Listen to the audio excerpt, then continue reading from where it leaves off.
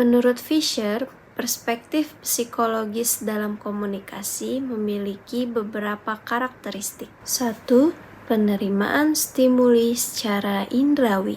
Psikologi memandang komunikasi sebagai proses yang dimulai dengan dikenainya indera oleh stimuli.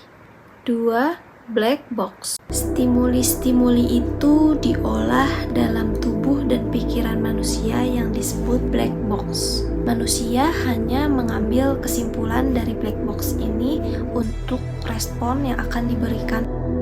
3. Prediksi respon. Mari kita dengarkan sejenak suara berikut.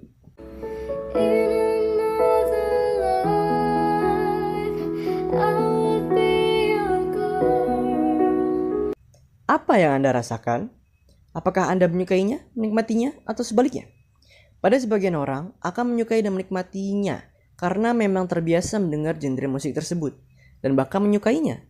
Namun ada pula orang yang merasa tidak senang, tidak menikmati, dan tidak suka mendengar musik tersebut karena memang tidak terbiasa Sebelum mendengar. respon yang diberikan pada saat ini, manusia juga mengambil sejarah respon di masa lalu yang disimpan di dalam memori. 4. Peneguhan respon. Peneguhan respon, organisme dipengaruhi oleh peristiwa di masa lalu dan di masa yang akan datang, sehingga hal ini memberi penegasan yang lebih besar di keadaan internal organisme tersebut. Tahap komunikasi dalam perspektif psikologi dimulai dengan seorang komunikator memiliki ide yang ingin disampaikan kepada komunikan. Komunikator melakukan encoding terhadap idenya dengan cara mengartikannya dalam bentuk yang akan dipahami oleh si komunikan. Selanjutnya, komunikan melakukan decoding terhadap pesan agar mudah dimengerti. Nah, di tahap ini, komunikan harus dapat memahami pesan sesuai dengan yang dikehendaki oleh komunikator. Langkah selanjutnya, komunikan menerima atau menolak pesan yang diberikan dari komunikator. Hal ini dapat dipengaruhi oleh faktor persepsi, otoritas yang dimiliki komunikator, dan implikasi terhadap komunikan. Setelah pesan diterima, komunikan berhak menggunakan, menyimpan, atau mengabaikan pesan dari komunikator. Setelah pesan diterima, komunikan berhak menekan, menyimpan, atau mengabaikan pesan dari komunikator. Terakhir, umpan balik atau respon dari komunikan pada komunikator. Pada dasarnya, komunikator atau penyampai informasi itu pasti memiliki maksud atau tujuan tertentu dari informasi yang diberikannya kepada komunikan. Di antara maksud atau tujuan-tujuan itu sebagai berikut.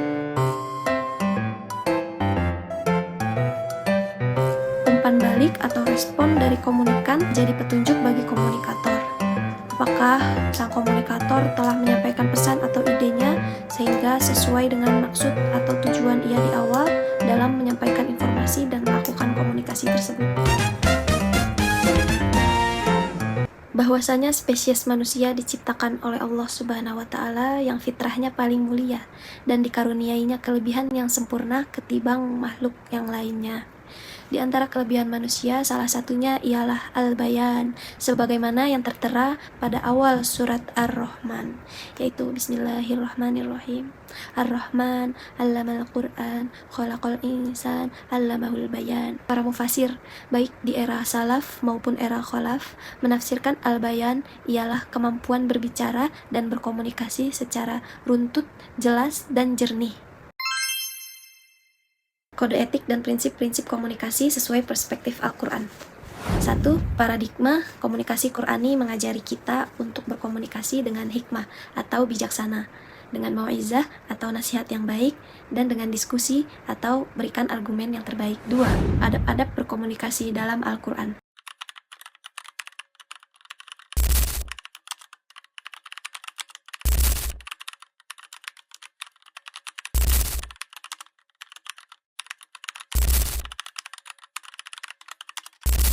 Ketiga, komunikan harus lebih teliti dalam menerima informasi. Komunikan harus melakukan tabayun dan verifikasi lebih lanjut terhadap informasi yang diterima.